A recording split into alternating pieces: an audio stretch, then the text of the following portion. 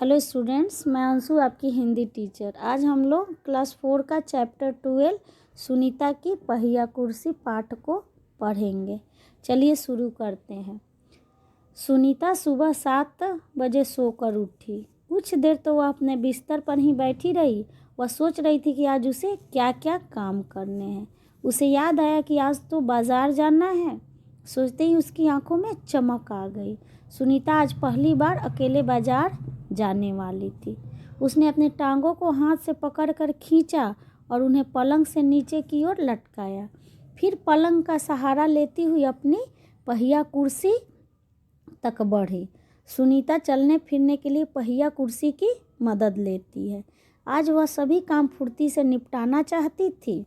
हालांकि कपड़े बदलना, जूते पहनना आदि उसके लिए कठिन काम है, पर अपने रोज़ाना के काम करने के लिए उसने स्वयं ही कई तरीके ढूंढ निकाले हैं।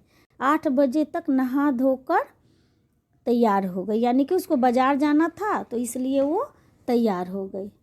हम लोग आगे बढ़ते हैं। माँ ने मेज़ पर नाश्ता लगा दिया था। माँ, अचार की बोतल पकड़ाना, सुनीता ने कहा। अलमारी में रखी है, ले लो, माँ ने रसोई घर से जवाब दिया। जैसा कि यहाँ आप लोग देख रहे हैं कि एक लड़की है और ये उसकी माँ है, तो अपने माँ से कह रही है कि अचार की बोतल पकड़ाना, अलमारी में रखी है, ले लो, उसकी माँ ने रसोई घर से जवाब दिया। सुनीता खुद जाकर अचार ले आई। नाश्ता करते करते उसने पूछा, माँ, बाज़ार से क्या क्या लाना है? 1 किलो चीनी लानी है, पर क्या तुम अकेले संभाल लोगी? पक्का, सुनीता ने मुस्कुराते हुए कहा।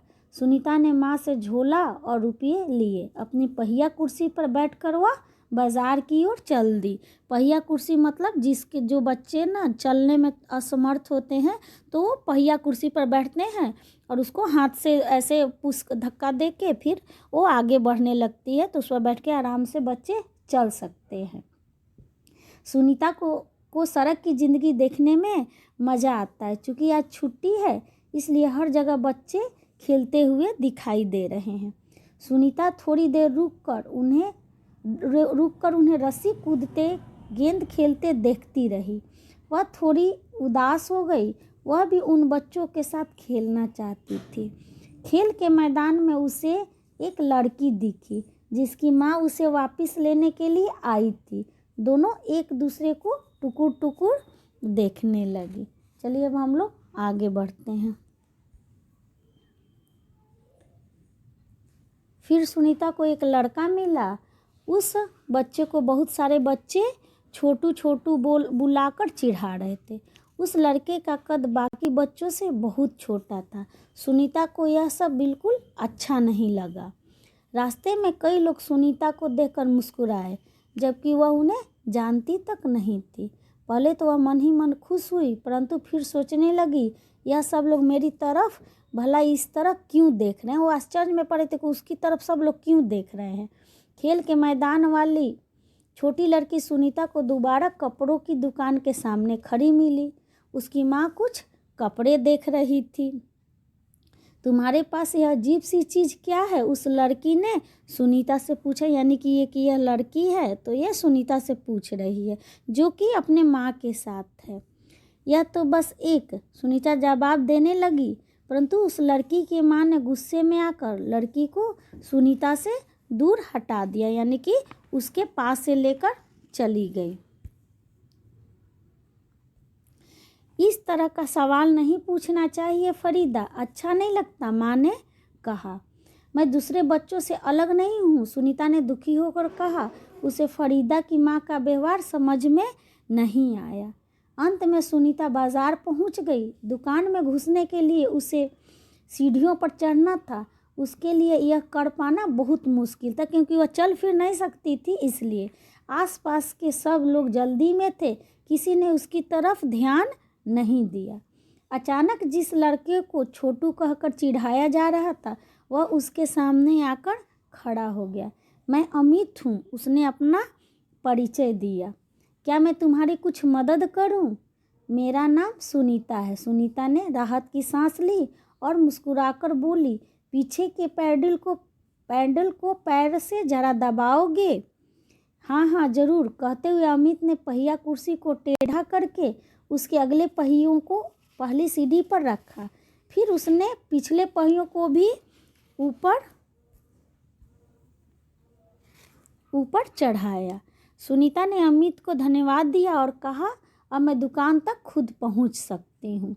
दुकान में पहुंचकर सुनीता ने 1 किलो चीनी मांगी। दुकानदार उसे देखकर मुस्कुराया। चीनी की थैली पकड़ने के लिए उसने हाथ आगे बढ़ाया ही था कि दुकानदार ने थैली उसकी गोदी में रख दी। सुनीता ने गुस्से से कहा, मैं भी दूसरों की तरह खुद अपने आप ले सकती हूँ।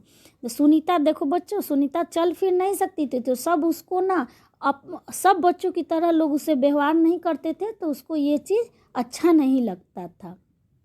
जबकि दुकानदार ने समझा कि ये नहीं ले पाएगी तो उसको दे दिया। ये बात सुनीता को अच्छी नहीं लगी।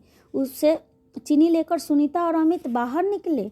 लोग मेरे साथ ऐसा व्यवहार करते हैं जैसे कि मैं कोई अजीबोगरीब लड़की हूँ, सुनीता ने कहा।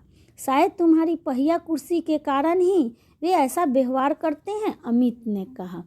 पर इस कुर्सी में भला ऐसी क्या खास बात है, मैं तो बचपन से ही इस पर बैठकर इसे चलाती हूँ, सुनीता ने कहा। अमित ने पूछा, पर तुम इस पर क्यों बैठती हो? मैं पैरों से चल ही नहीं सकती, इस पहिया कुर्सी के पहियों को घुमाकर ही मैं चल फिर पाती हूँ। लेकिन फिर भी मैं दूसरे बच्चों से अलग नहीं हूँ, मैं वे सारे काम कर सकती हूँ जो दूसरे बच्चे कर सकते हैं, सुनीता ने कहा। अमित ने अपना सिर ना में हिलाया और कहा, मैं भी वे सारे काम कर सकता हूँ जो दूसरे बच्चे कर सकते हैं, पर मैं भी दूसरे बच्चों से अलग हूँ, इसी तरह तुम भी अलग हो। आगे बढ़ते हैं। सुनीता ने कहा, नहीं, हम दोनों दूसरे बच्चों जैसे ही हैं। अमित ने दोबारा अपना सिर ना में हिलाया और कहा, देखो तुम पहिया कुर्सी पर बैठकर चलती हो, मेरा कद बहुत छोटा है, हम दोनों ही बाकी लोगों से कुछ अलग है। सुनीता कुछ सोचने लगी। उसने अपनी पहिया कुर्सी आगे की ओर खिसकाई।